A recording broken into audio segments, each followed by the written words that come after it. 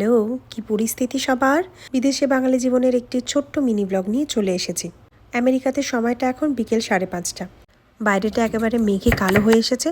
যখন তখন ঝুমঝুমি বৃষ্টি নেমে যাবে। বেশি সময় আর বারান্দায় না দাঁড়িয়ে ঝটপট চলে আসলাম রাতে রান্না করতে। তোমরা তো দেখে বুঝেই গেছো, অনেক রকম সবজি কাটছি।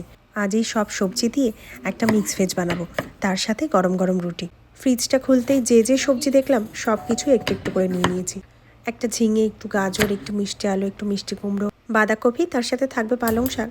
তবে এবার আমি বেবি স্পিনাচ কিনেছি, সেই জন্য আমি আর পালং শাকটা কাটবো না। এখানে প্রথমেই কড়াইতে সর্ষের তেল দিয়ে কয়েকটা বড়ি ভেজে নিলাম।